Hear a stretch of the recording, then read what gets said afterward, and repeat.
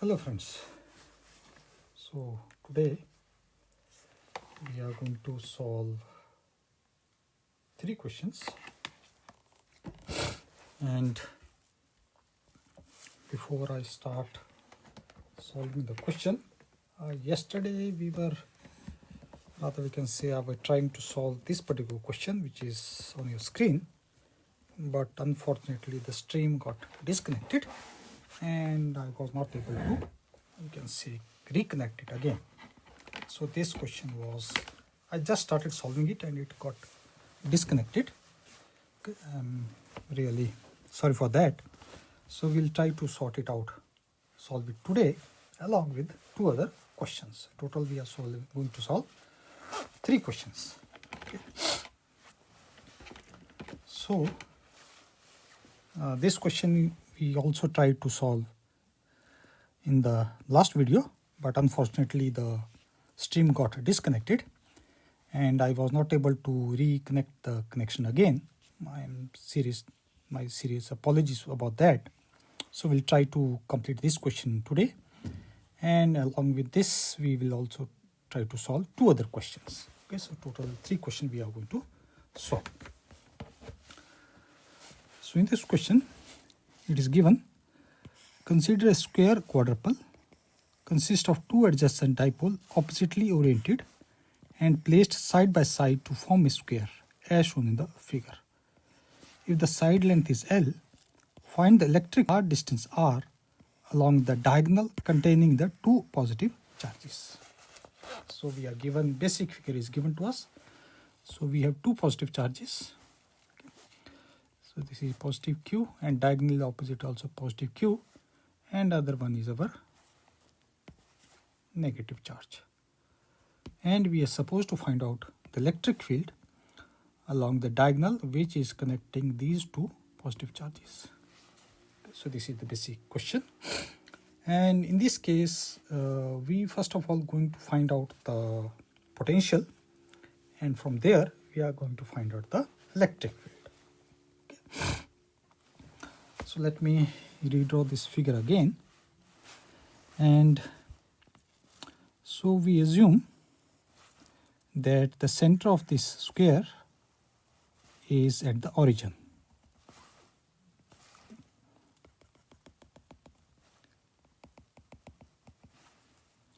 So this is our origin and this is center of the square. So therefore side length is given to us as a square is our L. Therefore we can say that the coordinates of our this plus Q will be our plus L by 2 and plus L by 2, and the diagonal opposite one will be our minus L by 2 and minus L by 2. Okay. Similarly, we can write for other 2 also. This is our minus of Q and it will be our minus L by 2 and plus L by 2, and this is minus Q and this giving us plus L by 2 and minus L by 2. Okay. So this is the basic our, you can say, the coordinates of our charges, but our main focus is only with respect to the charges which are at the diagonal end. Okay. So we can just join them.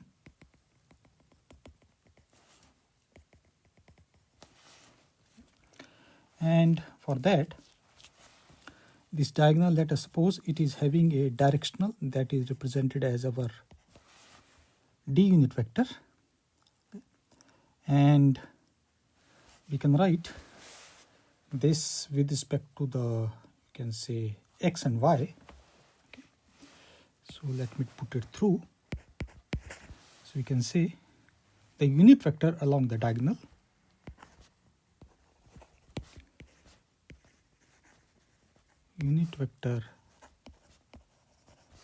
along the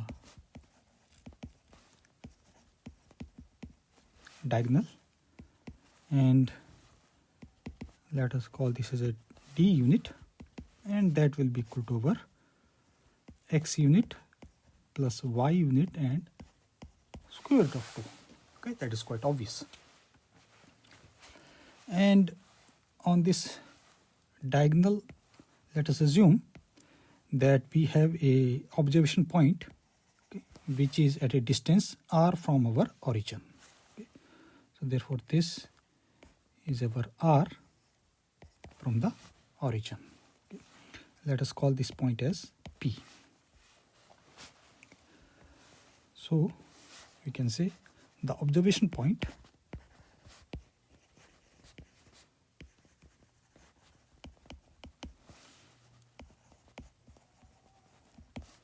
is our P, and this P we can write as our r vector, and in terms we can say this is our r and our d unit vector. And we have to remember that our value of r is much larger than our distance between the or we can say side of the square. And let us start with our equation of our potential. That is our standard equation. Therefore we can write that the potential due to point charge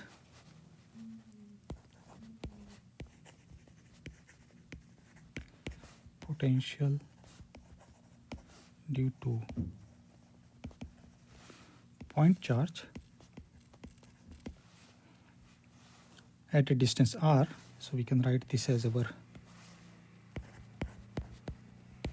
phi of r will be equal to 1 upon 4 pi epsilon naught summation, and there are 4 charges, so we can write this summation is our 1 to 4, and this comes as our q of I and our r minus r of I and its magnitude. So this is the basic formula of our potential due to point charges. And here we are only interested in one part, that is calculation of this. Okay, because charges we know, but the only thing we need to find out is what will be the respective their distances, that is r minus r unit r of our charge. So we are only interested in expansion of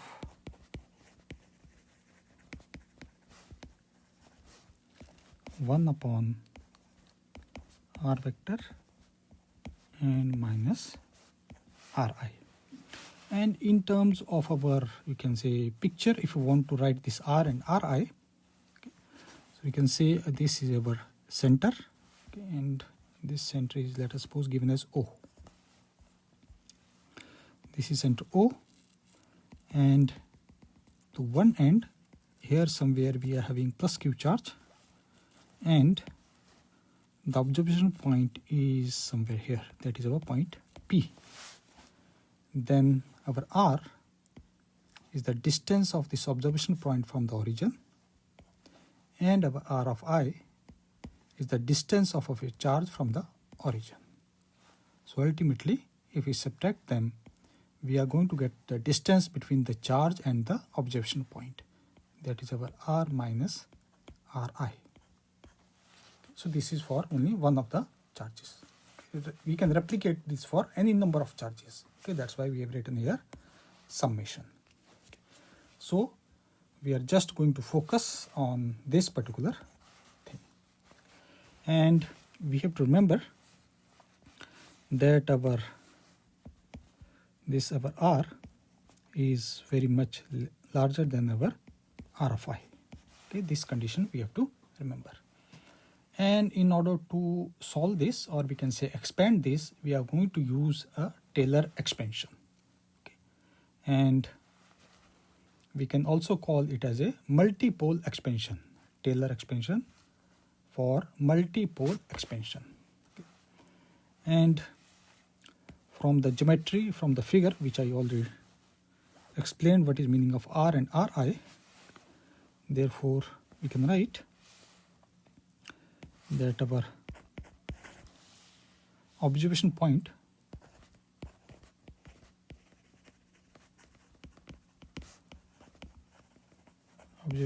that is our P is at R, and we have source point that is our charge,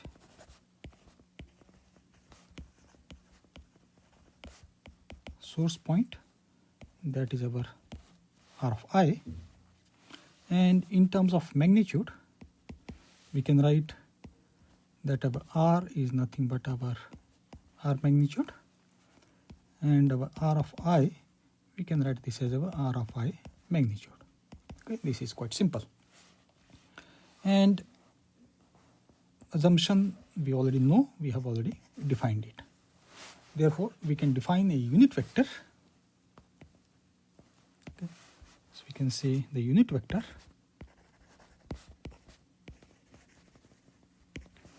that is our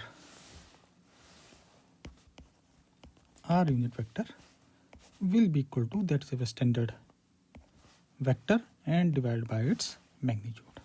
Okay. So in order to find out this particular expansion, we are going to start with the denominator, and then we are going to take it reciprocal. Okay. We are going to start from there. So first of all, let's start from our squared distances. So we start with R minus R prime Ri square.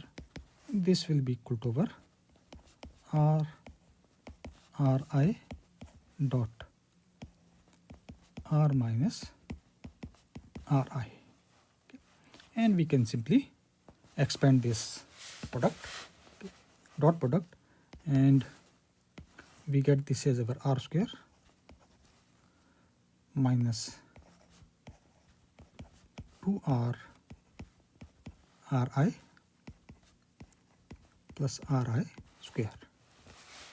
And here we are going to factor out this R square. Therefore, we get that our R square 1 minus 2, and this comes as our R dot Ri upon R square plus Ri square upon R square. Okay.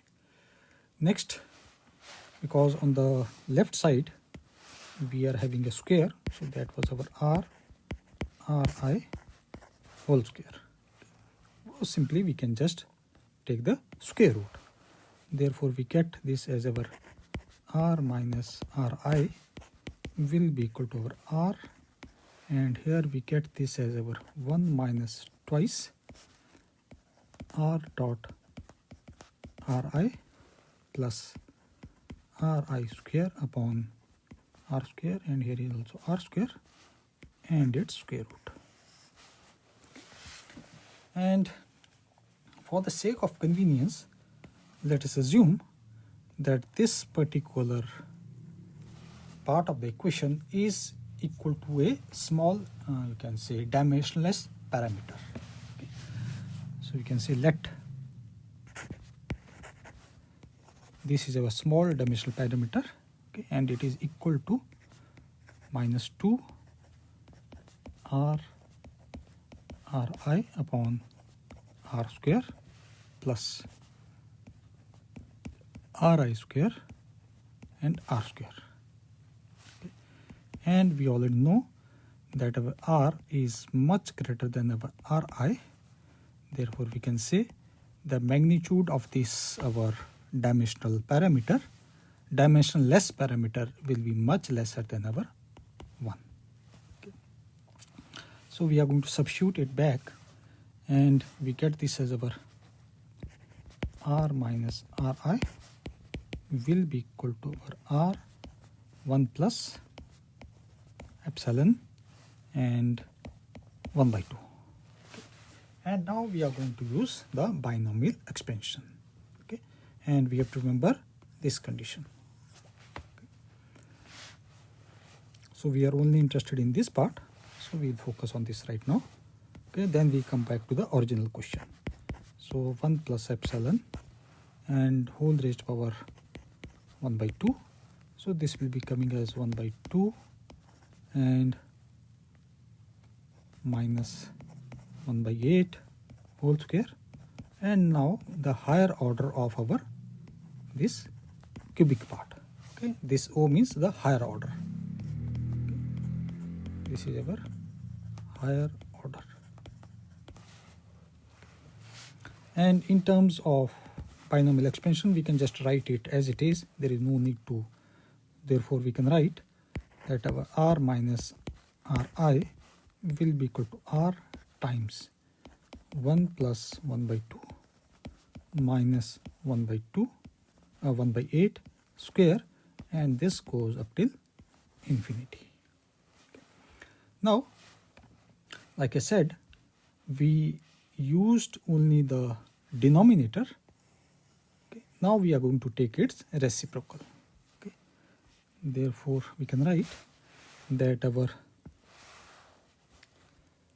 1 upon R minus Ri, it can be written as our 1 upon R, 1 plus, and this comes as a minus 1 by 2.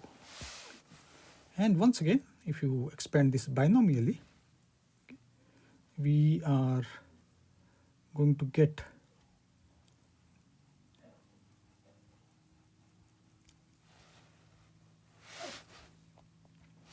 so we can write this as our 1 by R, and this is our 1 minus 1 by 2 plus 3 by 8 square plus higher order of our this thing.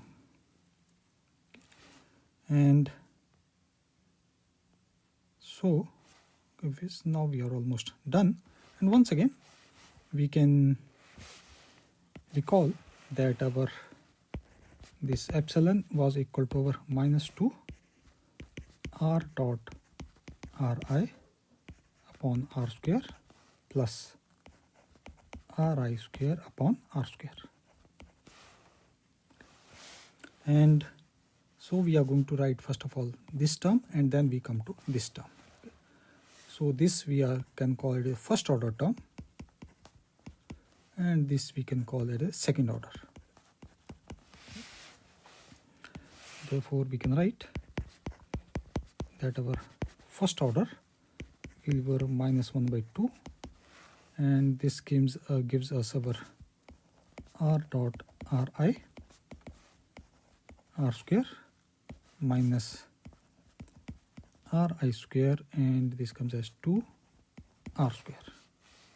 Now we have our second order, and second order is our 3 by 8 epsilon square. So we know that our epsilon square, we can write this as minus 2 R minus Ri divided by R square plus Ri square upon R square, and this as a whole square. Now we are going to expand it. So this gives us our 4 R dot Ri whole square R is to the power 4 minus 4 R dot Ri square upon R is to the power 4 plus Ri 4 upon R is to the power 4. Okay. And here we are going to disregard the higher order terms and keep focus on our square terms also only. Okay. Therefore, we can say that our this square can be approximately equal to our 4 R dot Ri whole square divided by R is to the power 4. So simply neglecting these two terms. Okay. And now we can write this as our, because we need 3 by 8. Okay. So we substitute, multiply it by 3 by 8. Therefore we get this as 3 by 8 square, and this will be coming as our 3 by 2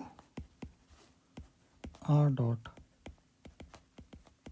ri whole square divided by r raised to power 4. Now we can combine all the terms and substitute back here. Okay. Therefore we get 1 upon r minus ri is equal to 1 upon r, and this comes as 1 plus r dot ri whole square minus ri whole square to r square, and finally is our plus 3 by 2 r dot ri whole square and r raised to power 4. And we know that we just in the initial stages we wrote that our unit vector is equal to our r vector and its magnitude. So from here we can write that our r dot ri will be equal to our r times our r unit vector dot ri. So substituting, we get this as 1 upon r minus ri is equal to, we can multiply 1 upon r inside, and we get this as our 1 upon r plus, we get this as our r of I dot r unit vector r square plus 1 upon 2r cube, and from the last two term we can just take the common, and we get this as our 3 ri dot r unit vector whole square minus ri square. And finally the higher order terms of our ri cube and r4. So let us try to interpret what this particular equation means. Okay. So here the higher order term, obviously we are going to neglect them. So it is 1 upon r minus ri consisting of 3 parts. This is our first part, this is our second part, and this is our third part. So if you look closely, this first part represents a monopole, the second part represents our dipole, and the third part represents a quadrupole. Therefore we can write that our first part is the representation of our physical representation, the physical meaning is of our monopole. Our second part is the representation of our dipole, and our third part is the representation of a quadrupole.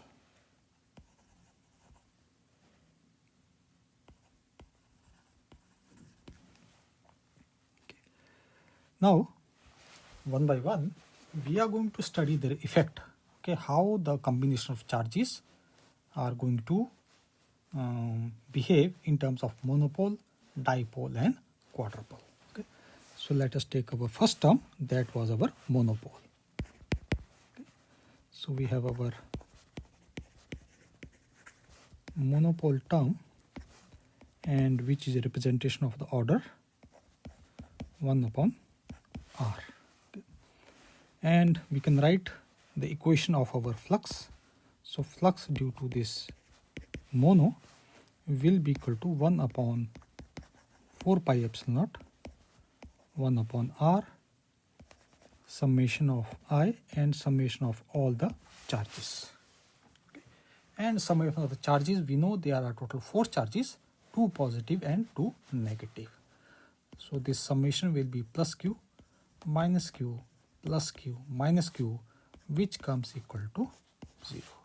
It means the summation of all the charges, 4 charges in this case, will be equal to 0. So it means the potential that is associated with our mono will be equal to 0. Now we come to our dipole term.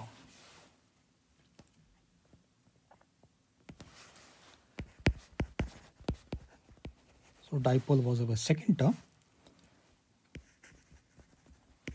and second term is of the order of 1 upon r square. And in this case, we know that for our dipole, the general formula is 1 upon 4 pi epsilon naught 1 upon r square summation I, and this comes as our q of I and our r vector and our directional d unit vector. So let us try to find out what will be the dot product of our r of I and d unit vector. And we already know that the coordinates are our plus minus L by 2 and plus minus L by 2, because we are having 4 charges and they are at different coordinates. Okay. 2 are positive diagonally and 2 are negative diagonally. Okay. Therefore, from here we can say that their product will be equal to plus minus square root of 2. Okay. And we know that there are 2 positive charges, okay, and there are 2 negative charges. So 2 positive charges are going to contribute equally but in opposite direction. Okay, they have an equal contribution and opposite contribution basically, and 2 negative charges will be doing the same. So we can say that we have 2 positive charges, and these 2 positive charges, they give equal and opposite contribution. Opposite contribution. Similarly, we are having 2 negative. They also do equal and opposite contribution. Therefore, this summation entire term will be equal to 0. Okay. Therefore, we can say summation for all the charges q of I and r dot d unit vector will be equal to 0. Therefore, we can say that for our dipole is equal to 0. And now we come to our third part, that is a quadrupole term. So we have a third term, that is our quadrupole term.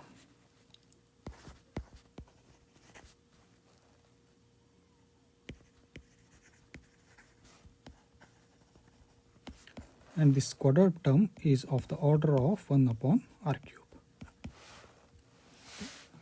And so we can write for this our quadrupole will be equal to 1 upon 4 pi epsilon naught r cube, and summation for all the charges q of I, and it is our 3 times ri dot d unit vector whole square minus ri square. Okay. So we got that obviously this will be our leading to a non-zero contribution. Okay. So we are only interested in finding out, because all these our dipole contribution is 0 and monopole contribution is also 0. So non-zero contribution is only from our quadrupole. So let's sort it out for our quadrupole now. And we have our 4 charges. So you can say for all 4 charges, we can write that our R of I will be equal to our L square, sorry, it is a square plus L by 2 whole square, which will be coming as our L square by 2. And we are having 2 positive charges, and 2 positive charges are along the diagonal, and we are also interested in with respect to our diagonal, okay, because the observation point is lying across the diagonal. So for the sake of convenience, let us draw the figure again. So we were having 2 positive charges, plus Q, minus Q and minus Q. And our point of interest was along this diagonal, and we assumed that it was somewhere here at point P. And we also said that this distance is our R, and this distance is our R of I. So from the figure we can clearly see that for our 2 positive charges, this our R of I, and the directional unit vector along this our, you can say, diagonal, we took it as our D unit vector. So from the figure it is clear that our R of I is parallel with our D unit vector. So we can write that our for positive charges, R of I is parallel with our D unit vector. Therefore we can write that R of I dot D unit vector whole square will be equal to our Ri square, and Ri square is nothing but our L square upon 2. Because we know this length is our L and this length is also our L. So using the 90 degree, we can say R of I is equal to our L by 2, and sorry, oh, my mistake. 1 second. This distance is from the center, okay, from here, center, sorry. This R of I, and this was our R of I from the origin. Okay, so this is our center C, not from the end, sorry. And therefore we can easily say that this will be our L by 2 and this will be also L by 2. Okay, that's why we get this as a L by 2 and L by 2. Okay. And furthermore, we can write this as our 3 times R of I dot whole square minus R of I square. Now we substitute, we get this as our 3L square upon 2 minus L square upon 2. This gives us L square. Okay, so we solved this particular equation. Okay, so we found out that this is nothing but our, you can say, L square. Okay. Now we find the contribution because of 2 positive charges. Therefore, we can say from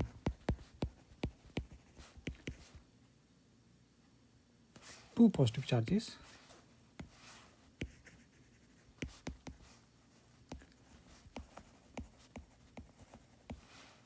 we get this as our twice plus Q and L square. This will be 2Q L square. Okay. And for negative, we know that they are at a perpendicular. Okay. So let me redraw this figure again. So now we are interested in negative charges. And the line of interest is our this diagonal, which is our from the center is our r of I, and we know that the diagonal of the square are at 90 degree. Okay. So this and this, okay, will be at 90 degree. Okay.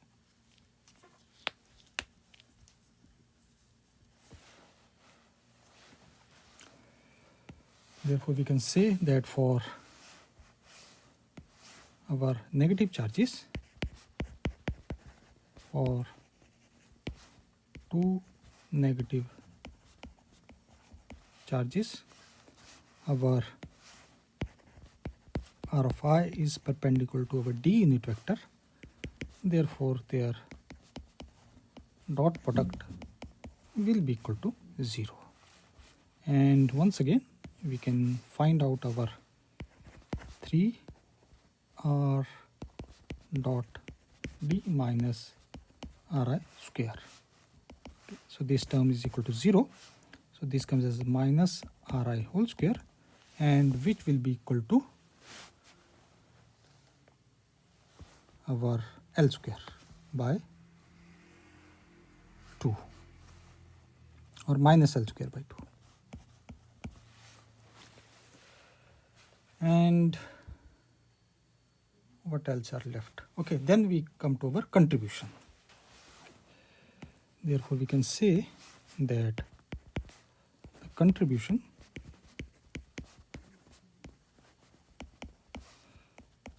of the same because of two negative charges, this will be twice minus q minus L square by 2, which gives us our q L square.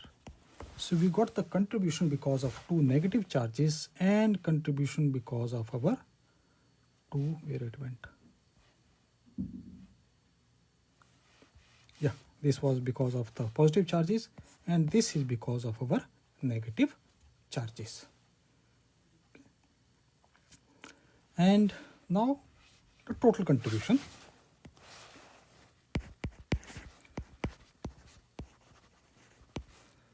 Total contribution. And in this particular case, we have to remember that in the question itself, it is asked that we have to find out the electric field along the diagonal which is connecting the two positive charges.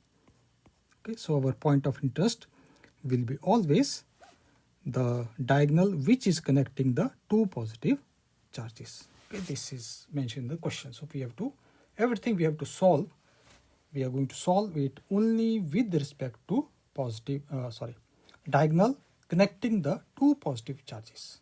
Okay, that's why in the first part, our point of interest was our this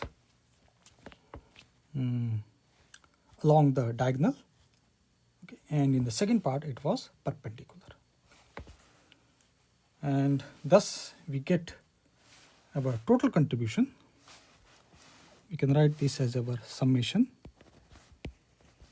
q of I, and this is our 3 r of I dot r unit vector whole square minus r of I whole square will be equal to summation because of our two positive and because of our two negative. This comes as 3q L square. And now we come to our potential. Okay, because we are going to ultimately we have to find out the electric field. So in order to find out electric field, we found out the potential, and then we can easily find out the electric field. Okay, and we have to find out, please remember once again, the electric field is to be found with respect to the diagonal, and the diagonal should be connecting the two positive charges. Okay, so everything has to be calculated with respect to positively charges. So we get the quadrupole potential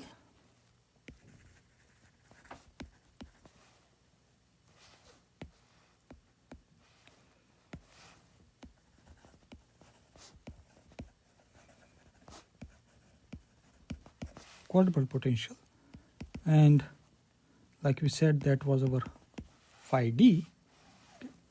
And for the sake of simplicity, we can write this as our, because the only potential that is left is our phi of t. The potential because of our monopole was equal to 0. Potential because of dipole was also equal to 0.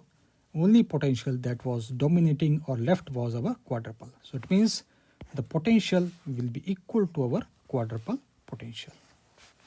And according to the formula, we can write this as 1 upon 4 pi epsilon naught, 1 upon 2r cube, and this comes as 3ql square.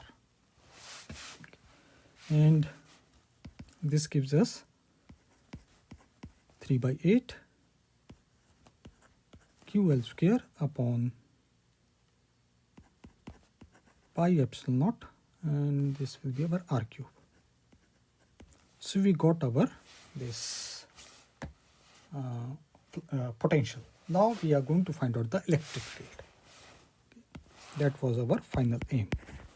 So you can see our field along the diagonal.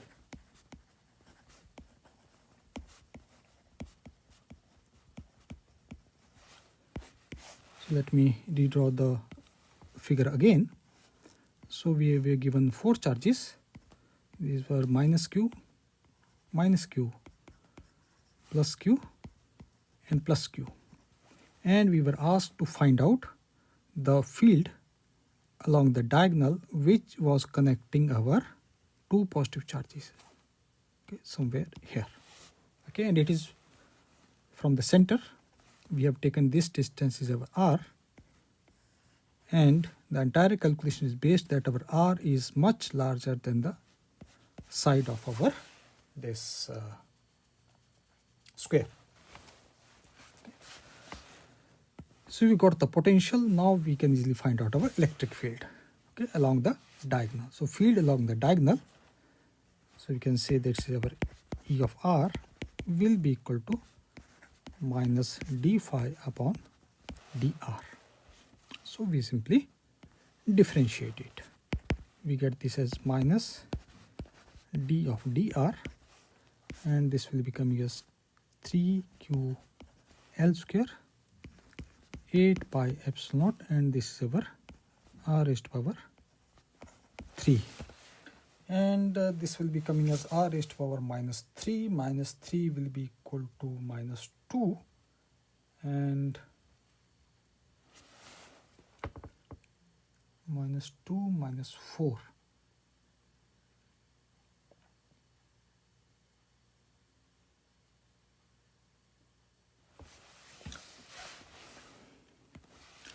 Therefore, we get this will be equal to our 3q L square.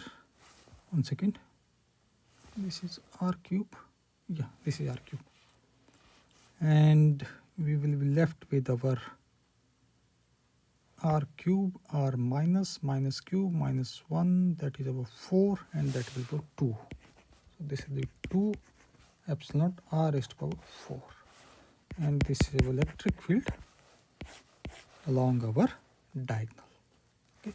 And our direction will be equal to our, we have to remember, is our d unit vector.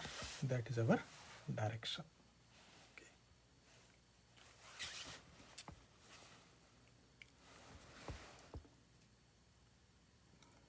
So I think, yeah, this was the question which we were trying to solve in the last video also, but it got disconnected. So today we were able to complete it. Okay. And okay, so this d unit we have taken along the directional unit vector, just show the direction, nothing else. Okay. Next question. 1 second.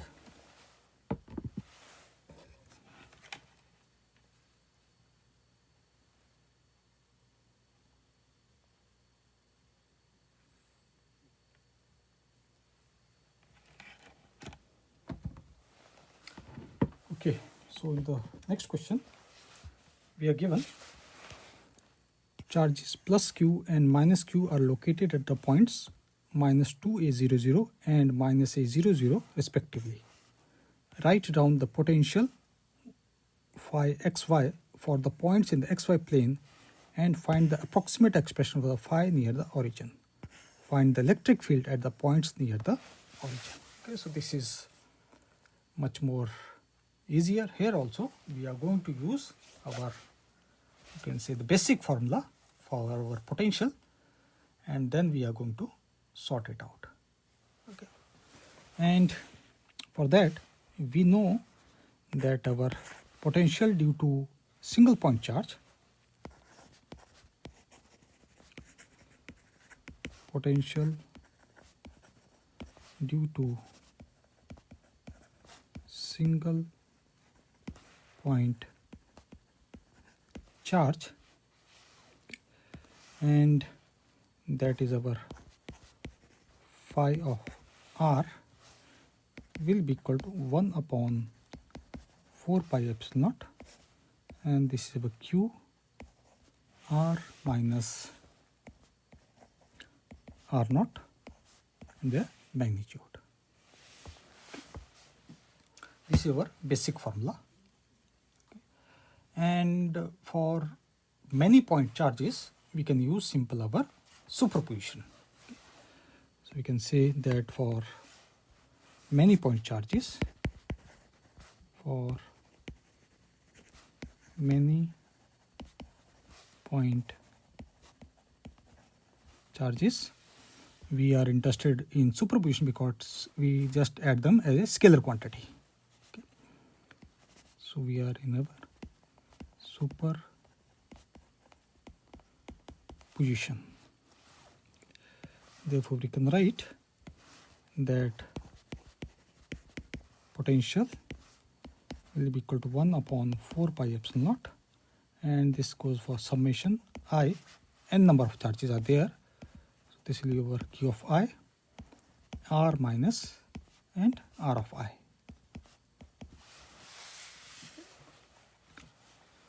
And the only thing that we have to worry about is the distance. Okay. Because the distance is important. Charges are usually given to us, like in this question also charges are given to us, so we are only worried about our distance. Okay. And so in this particular question we are given two charges.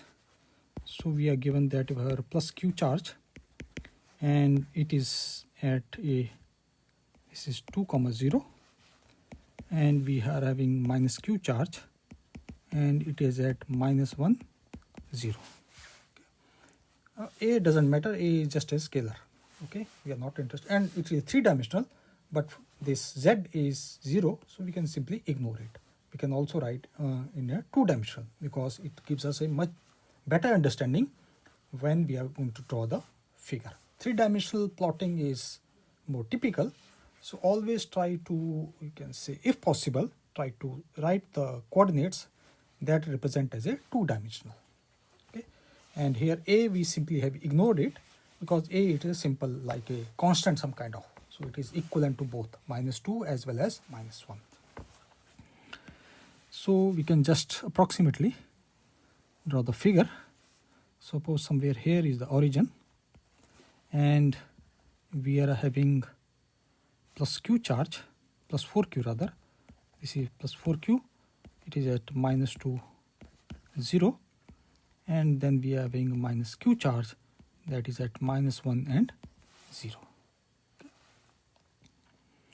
And so we are going to write the distance formula, okay, and then we are going to convert it, the distance formula, into the given format.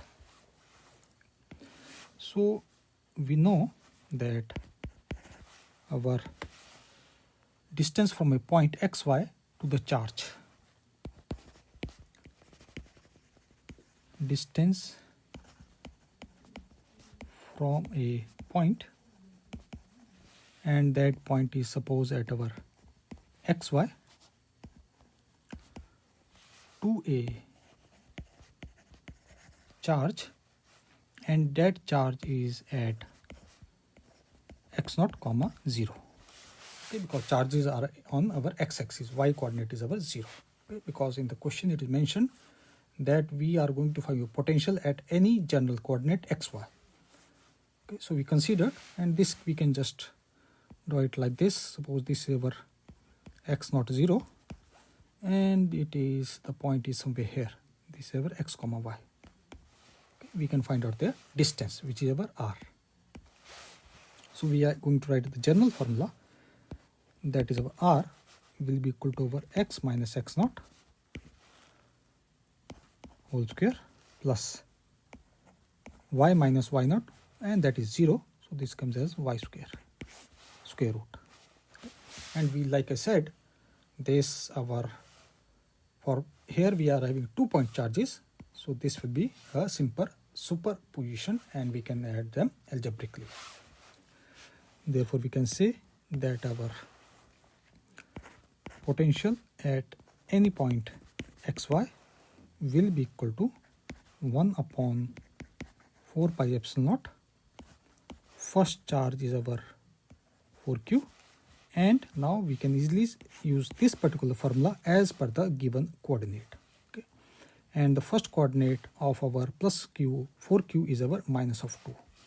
So we get this over x plus 2 whole square plus y square and its square root, and second is our minus of q divided by x plus 1 whole square plus y square and square root. Okay. So in general we can say that here we have taken any point somewhere here. So this is point P, and which is having a coordinate of x comma y, and we found out the respective distances between these two, okay, as per this formula. And now we are interested in our denominator. Like I said, our numerator is fixed, so we are only interested in our denominator. Okay. And in the denominator, along with x and y, we have two constants. This is 2 and this is 1. So we are going to solve it for any general constant, that is c, and later on we can put c is equal to 1 as well as c is equal to 2. That is going to help us in solving the question. So we are going to take that this as 1 upon x plus c whole square plus y square and its square root. Okay, and here I can put it here that c is equal to 1 and 2. You can say our c belongs to 1 comma 2. Later on we can just substitute it. And so let us focus on the denominator, and then we can take its our reverse. So we write this as c plus x whole square plus y square. C square we can take as common, so this comes as 1 plus 2x upon c plus x square y square upon c square. Okay. And this particular term, let us assume this is equal to a u. Therefore we can write that our, and in general let us call this as f of xy. Therefore we can say that our f of xy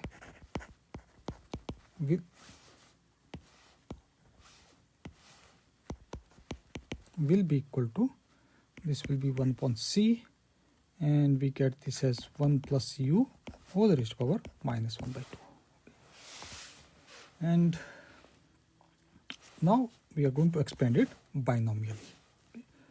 So we are interested in this part, minus 1 by 2, which gives us 1 minus 1 by 2 u plus 3 by 8 our u square, and plus higher order terms with respect to our u cube and higher order. Okay. So once again there are, you can say, two order terms. This is our first order term and this is our second order term. So we can just deal it separately.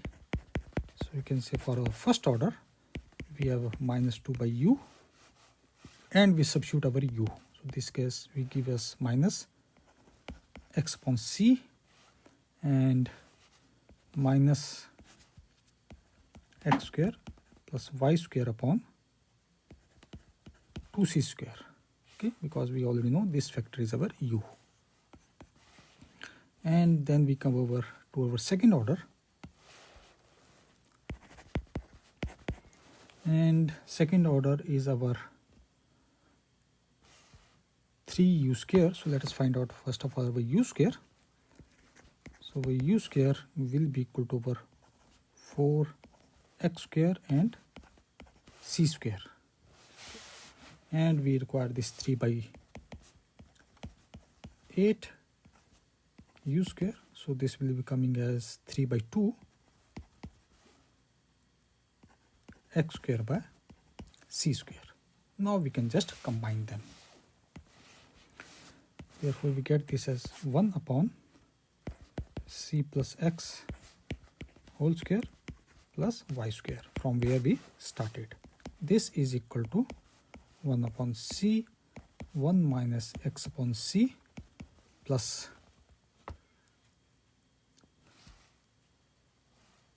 okay, so here we are having two different terms. So let me segregate it and we can write this as minus x square upon 2c square minus y square upon 2c square plus 3 by 2 x square upon c square and plus higher order terms. And we can just solve this part. So we get this as 1 upon c will be equal to 1 minus x upon c, and this is our x square upon c square and this is also x square by c square, and this will be coming as our 3 and 3 minus 2 plus 2. Okay, so this will be coming as plus x square upon c square, and now come over y square upon 2c square. And now we are having two charges. We are having plus 4q charge, and this for plus 4q value of c is equal to over 2. Therefore we get this as 1 upon 2 plus x whole square plus y square and its square root, which gives us 1 by 2 1 minus x by 2 plus x square by 4 and minus y square by 8. And what else is left now? We multiply it by 4q. Therefore we get this as our plus 4q 2 plus x whole square plus y square and square root is equal to, and we multiply and open the bracket. So this will be coming as plus 4, this will be coming as 2q minus qx plus q by 2 x square minus q by 4 y square. And similarly for our minus q we are having c is equal to 1. Therefore we can write that our minus q 1 plus x whole square plus y square square root will be equal to, this will be coming as minus q plus qx minus qx square plus q by 2 y square. So we were able to solve both part independently. Okay? So we were able to solve this part and this part. Now we are simply going to add them according to their signs. Okay? So let us add them. Okay. So we are going to simply add them. Okay. So from here we can clearly see this is our plus 2q and this is our minus of q. So we can say that our potential at any point xy will be equal to, q will be common to everything, so we can just take it common, 4 pi epsilon naught, and inside first term will be our 1 minus, and this will be our 1 by 2, and 1 second, where it went, qx, this and this will be cancel out, and we are left with, this is q by 2 and this is minus q by 2. Okay, so q we have already taken common, so this will be plus 1 by 2 and minus 1 by 2, so giving us minus 1 by 2 x square, and similarly 1 by 4 y square. Okay, so this is our flux at a general point x, y. And now we have to find out the electric field at the origin, and for that we are just going to take a divergence of it. Okay. So we can say that electric field at the origin, field at the origin, and we know that our electric field is equal to our minus divergence of our potential, and we can compute our x and y components separately. It's not a big problem. So we can say our x component will be our negative partial derivative of our potential with respect to our x, and this will be giving us q upon 4 pi epsilon naught times x, and our y will be equal to our partial derivative with respect to our y. So this will be coming as minus q upon 4 pi epsilon naught and times y, and our electric field x comma y, simply substitute them back, we get this as q upon 4 pi epsilon naught, and this is our x unit vector minus 1 by 2 y unit vector. Okay, so this was our electric field as well as our potential. Electric field we found out at the origin, near the origin rather, and the potential we found out for any general point xy. Okay. Next question.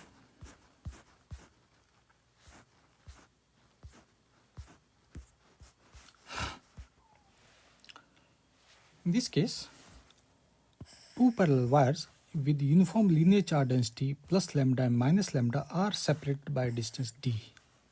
Consider points lying on the plane perpendicular to the wires, the xy plane. For observation points far away from the wires, that is r much larger than d, the system behaves like a two-dimensional electrostatic dipole.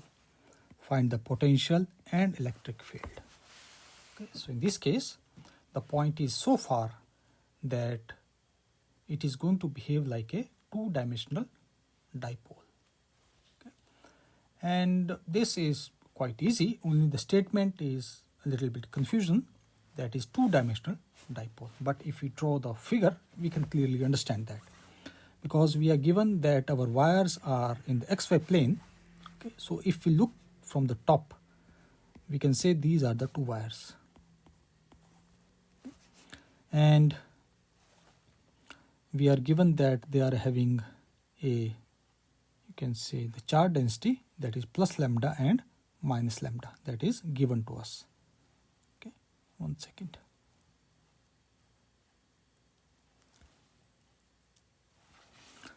So let us say that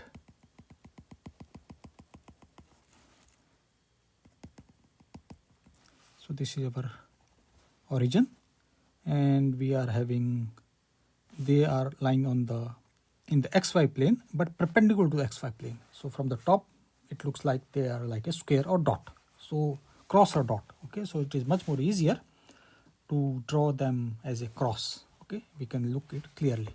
So this is our plus d by 2 0, and this will be minus d by 2 and 0, and this is our plus lambda and this is our minus lambda. Okay, and the separation between them is given to us as our d. Okay, and so we have to find out the observation point with respect to the polar coordinates. Okay, that's the meaning of our two-dimensional plot. Okay, so we are going to find out that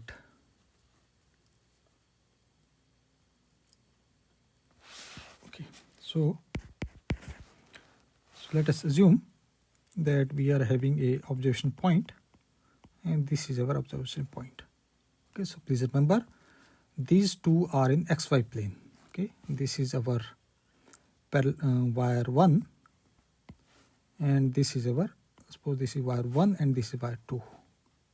Both wire 1 and 2 are lying in xy plane, so this point P will be perpendicular to this xy plane. Okay, and it is making an angle of theta and it is at a r. Therefore we can say the observation point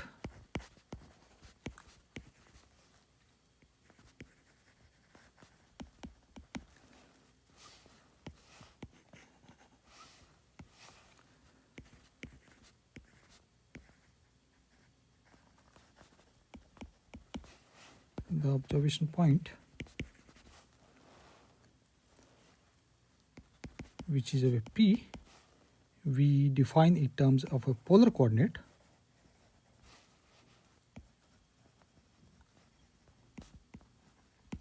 and that polar coordinate is represented as r comma theta.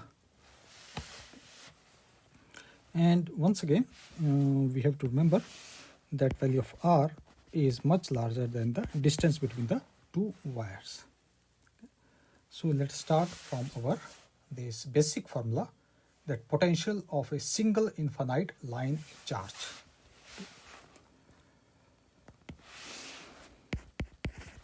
So you can say that electric field due to infinite line charge, field due to infinite line charge, and that is E of r will be equal to lambda, and this is our 2 pi epsilon naught and the distance, that is our r. And we already know that our electric field is equal to our minus d phi upon dr.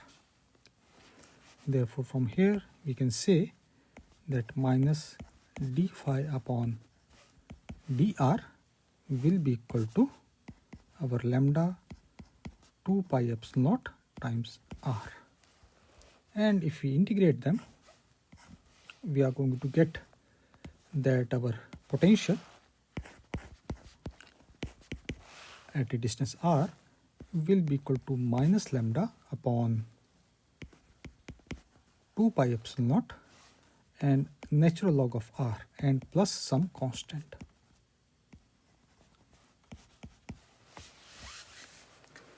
And in the simpler terms, we can say that this potential is because of the line. Okay, so let us rephrase it or rewrite it. So we can say the potential because of the line at a distance r will be equal to over lambda 2 pi epsilon naught natural log of r plus some constant.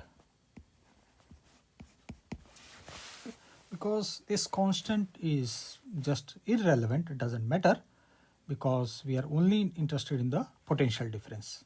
Okay, so we can just, sake of simplicity, we can just ignore it.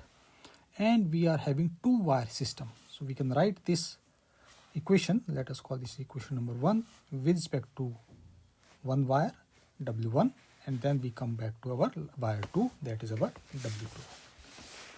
So we can say for two wire system,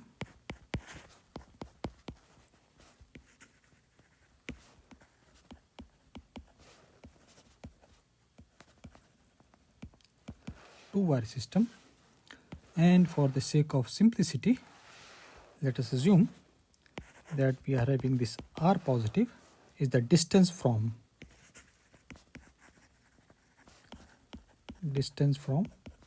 plus lambda wire, and this our R negative is the distance from minus lambda wire. Therefore, we can write that potential due to plus lambda,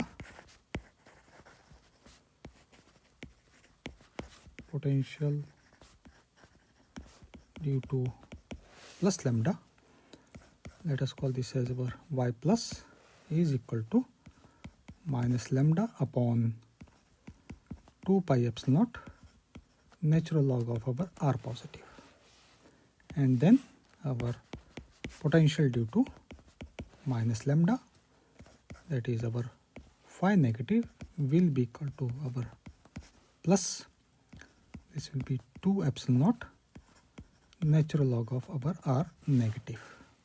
And we know by superposition the total potential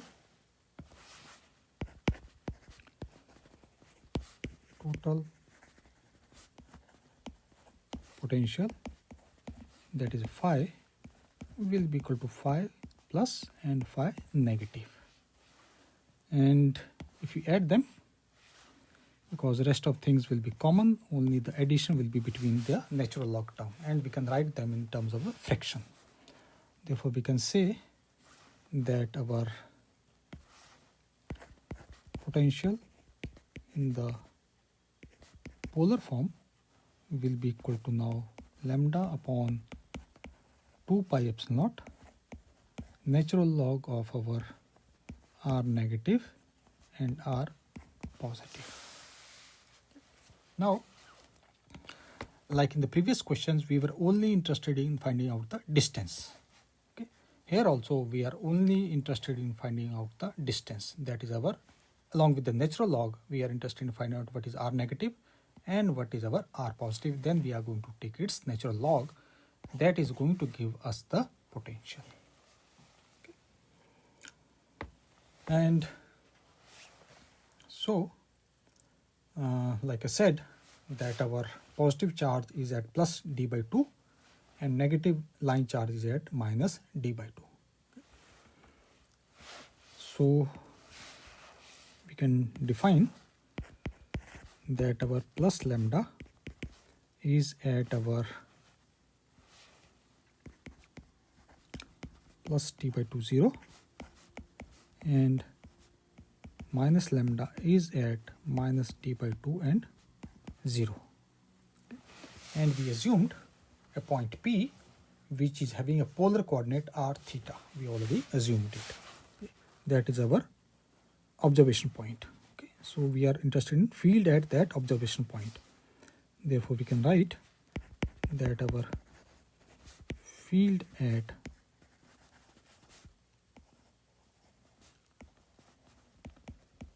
observation point P, and that P in terms of polar coordinate is represented as r comma theta. So we can write its coordinate in terms of Cartesian form. So you can say P x comma y will be giving us our r cos of theta and our r sine of theta. And we know the distance from our plus lambda is our r positive and from negative lambda is our r negative. So let's find out the distances now. So we can say that plus lambda is having a distance of our r positive, okay, and therefore we can say that r positive as per our distance formula will be equal to x minus x positive whole square plus y minus y positive whole square and its square root. Now we simply substitute the values and we get this. Our x is our r cos of theta. This comes as r cos of theta minus x positive is our d by 2 whole square plus y is our r sine of theta and y positive is our 0 and its square root. Now we just open the bracket and we get this as our r positive square will be equal to, this comes as our r square cos square theta plus d square by 4 minus rd cos of theta plus r square sin square theta. And we can just, this is our cos square and sin square, and r square we can take as common. Cos square plus sin square is equal to 1. Therefore we get that r positive square will be equal to our r square plus d square by 4 minus rd cos of theta, or simply we can write that the distance will be equal to our r square plus d square by 4 minus rd cos of theta and its whole square. Now we can find out similarly our r negative. Okay, same process. Okay, so we can say our r negative will be equal to r square plus d square by 4 and this be plus rd cos of theta and whole square. Okay, so you can say this is our similarly. And so we got the value of our distances which we were required. Okay. But we are going to further solve it, and therefore we can write this as our r plus minus, this will be equal to our r square plus d by 2 whole square minus plus rd cos of theta and its square root. And now we are going to use far field approximation. So we are given that our r is greater than our d. Okay. So we can just factor out r from here. So we get this as r plus minus, r will be equal to 1 plus, and this comes as d square upon 4r square and minus plus d upon r cos of theta square root. And we can just neglect this term. Therefore we get that our r plus minus is approximately equal to r, and we get this as 1 minus plus d upon r cos of theta and its square root. And we already know that if in terms of binomial, we know this formula that 1 plus u square root approximately equal to 1 plus u by 2. Similarly, we can write it directly here. So r plus minus is approximately equal to our r 1 minus plus d upon 2r cos of theta. And because we are interested in finding out this part, this equation, okay, so we got individually r negative, r positive. We are going to type their ratio and their natural log. Okay, that is going to solve our purpose. Therefore we can say from here that our r negative r positive will be equal to our 1 plus d upon 2r cos of theta 1 minus d upon 2r cos of theta. But we also know that a natural log of 1 plus x divided by 1 minus x for x very small, this approximately equal to over 2x, and for in this case the x has to be very small. Therefore, here our term x, if we make 1:1 comparison, we can say that value of x is equal to d upon 2r cos of theta, and we know that value of r is much larger than our d. So this x is very small. Okay. Therefore, we can write that our natural log of r negative, r positive is approximately equal to d upon r cos of theta. And therefore, we come back to our original format, that is our potential at very far position will be equal to lambda upon 2 pi epsilon naught, and we already got our this term which was our required one. We simply substitute it and we get this as our d upon r cos of theta. Okay. And we know that our dipole moment per unit length, that is a p, will be equal to lambda times d. So we know that for our 2D dipole moment, we can say per unit length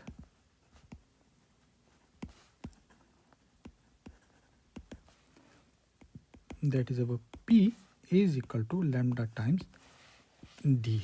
Therefore, we can write that the potential in terms of our polar form, that is our 2D form, will be equal to p upon 2 pi epsilon naught cos of theta r, but for the condition that the value of r is much larger than our d. Okay. And now we have to find our electric field, which is quite simple. We can simply partially derivate it. Okay. So we can say that our electric field and electric field will be equal to minus with respect to the distance, and for our angle will be equal to minus 1 upon r, and with respect to our angle. Therefore, you can say that our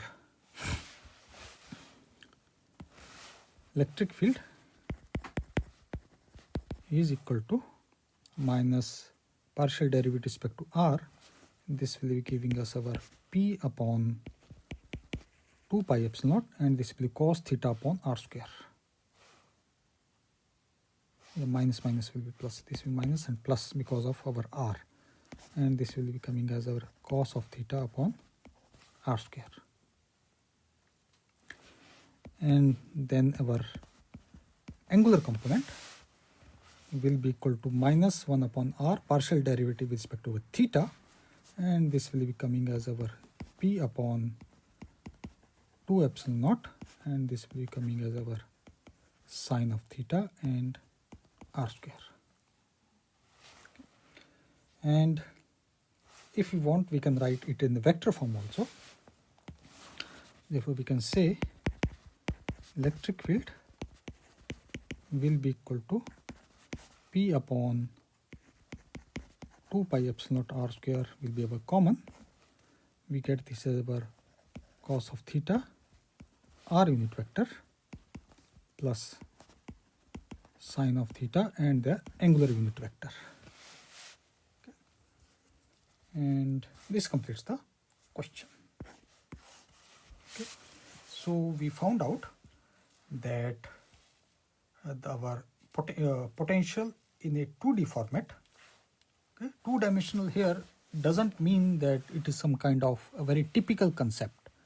Only the figure is representative, and that is given that the wires are lying in the xy plane. Okay? And point P is somewhere here. Okay? And we assume that this is at a distance r and at angle theta from the origin. This is at minus t by 2 comma 0, and this is plus t by 2 comma 0. And their respective distances we have taken as r positive, and this we have taken as r negative. That's the only, you can say, difference. Otherwise this two-dimensional doesn't mean anything. Okay? Only the imagination and representation is important. So this point P will be lying somewhere in the air, okay, because the plane that is given to us of xy plane. So this is xy plane, okay, and the point P is somewhere lying in the air. That's the only difference. So this completes all the, you can say, 3 questions. Okay, and these 3 questions were a little bit unique in themselves. Only the calculation part was very lengthy. Okay, otherwise, if you stick to the basic concept, you will be able to solve it very clearly. Especially the first one. In the first one, we dealt with it as a quadrupole, and when we tried to solve it, we found out there was a dipole there, a monopole there, and quadrupole also there. So the final equation was consisting of 3 terms. And we found out that because of the potential, because of the monopole was 0, potential due to the dipole was 0, so only the potential because of quadrupole was left. And in that case, our point of interest was, because here were plus q, this was minus q, and this was minus q. And our point of interest was along the diagonal and somewhere here. Okay? And this is our center, origin rather, and this is our r. So this was point of interest. Once again, this side is given as square is L. So we were said that r is much larger than our L. So everything in question number 1, or we have to calculate everything with respect to the diagonal. That's the important part there. So this completes all the questions. Thank you.